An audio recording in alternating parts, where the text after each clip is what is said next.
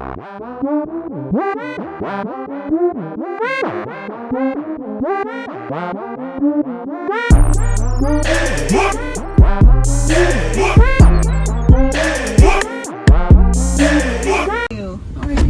alright. Why you got that on though? What do you mean?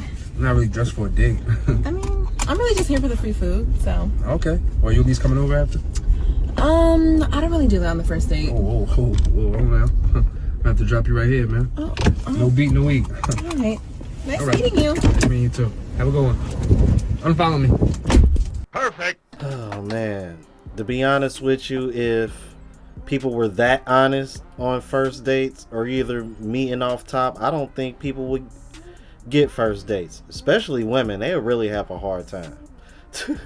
What's going on, YouTube? It's your boy Ron back with another video. If you're new to the platform, welcome to the tribe. By the end of this video, I hope you subscribe.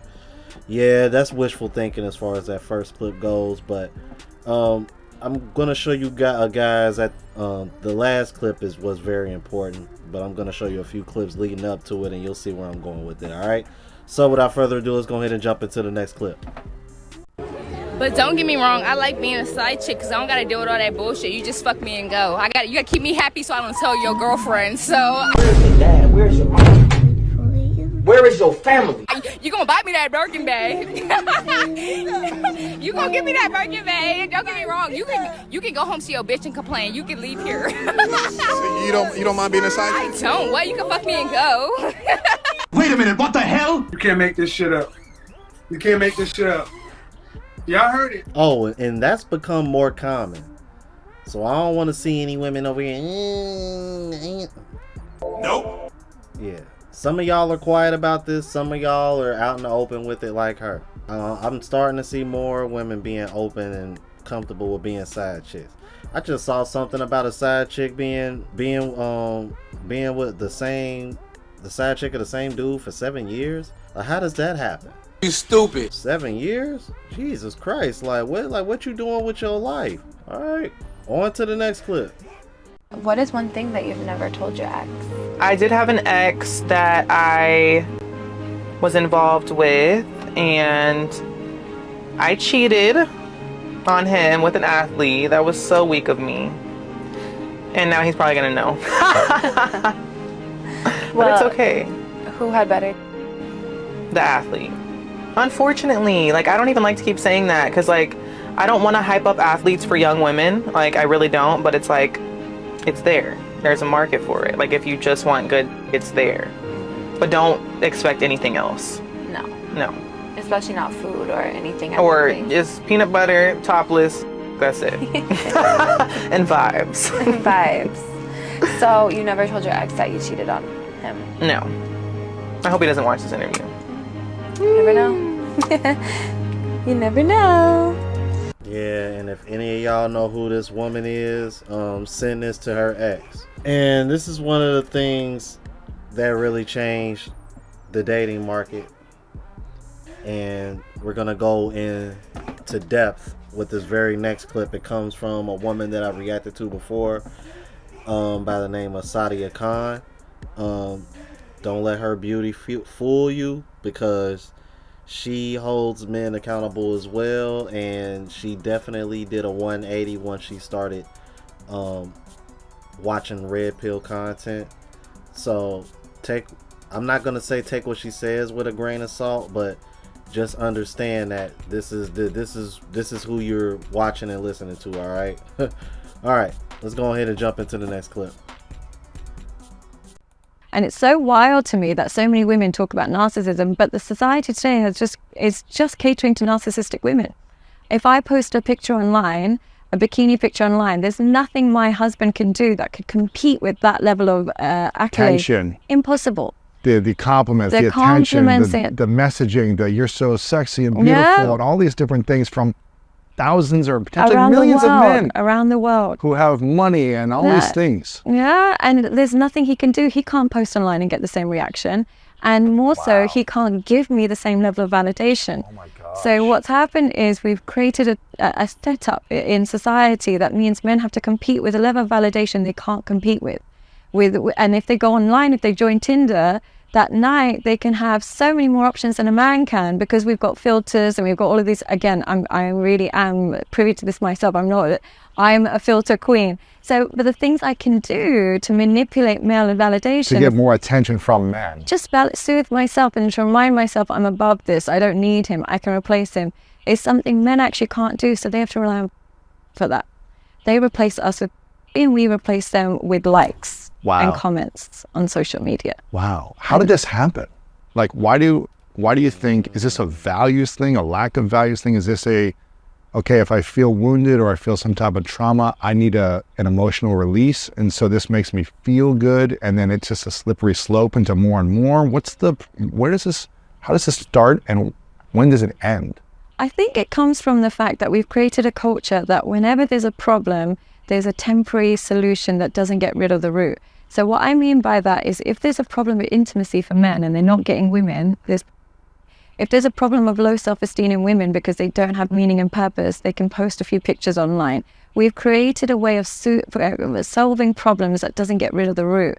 So we're always seeking highs. And the problem with highs is they come with lows. So you end up having more problems, more low self-esteem, and then seeking bigger highs to get that kind of back to neutral state.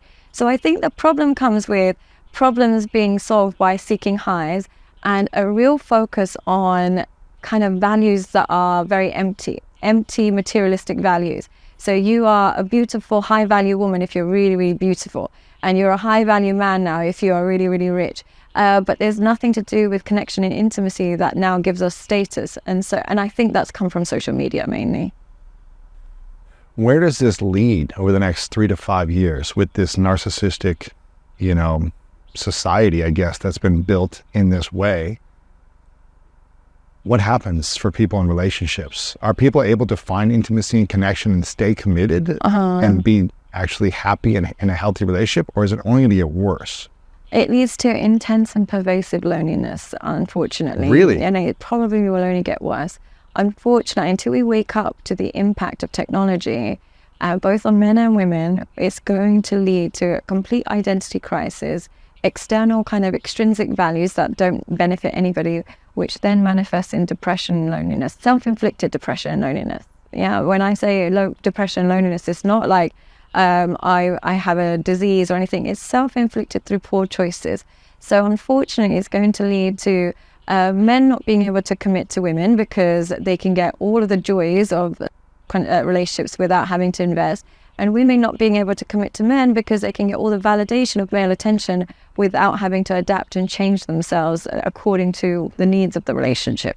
That last part hit home, man. She is 1000% correct, and I've said this quite a few times, and it seems like I've been saying it more and more lately, bro. It's starting to get to the point where neither side seems to have an incentive to want to commit long term. Everybody is being held to this. Well, I'm not going to say everybody, but there seems to be this standard that seems to be met at all times, to the point where people act like there's no such thing as human error. Now, I'm not condoning things like, cheating and stuff like that, as putting hands on people, as far as bad things happen in a relationship. But like little spats and arguments and stuff that can be handled, by just communicating with one another. And like she said, instead of seeking for these temporary highs to make yourself feel better, like going out and cheating, or going out and throwing out a thirst trap because you're trying to make your boyfriend feel away, things like that. This is one of the reasons why, bruh, as much as people get on me about being on social media more, I just can't stand it. And this is one of the main reasons why, because I have seen the damage it has done to relationships and dating. It's pretty much made relationships and dating far more tougher than it should be, because it's already hard enough to meet somebody that you like, that you have things you have in common with. share a connection with. But then when you throw an obstacle like social media and technology into the picture, it just changes everything. And one point that I want to make real quick, man, because you'll have women sit over here and say that, you know, it put things in the argument they'll say is that, you know, men have an advantage from this too. And I beg to differ, because in reality, when you really think about it, the only men that are benefiting from the dating market being what it is now is the top percenters, the high value men like she mentioned. And I'm gonna tell you why. Think of all of like the latest inventions and stuff. Like for like a perfect example, this keyboard that you see right here. All right. Years ago, I remember going to Disney World, and they had the keyboards where you can like the hologram keyboard, where they just throw a picture of a keyboard on any flat surface and you just type and it works. Y'all know the government had a hold of those years before they ever came to the public. I'm like, just to give y'all an example, and y'all know how expensive those things are, so you know the everyday person ain't carrying one of those. I'm like, I've only seen maybe one person in my lifetime that actually had that kind of a keyboard. So just to give you an idea of what I'm talking about. All right. But yeah, man, social media has definitely put a thorn in the world of dating, man, to say the least.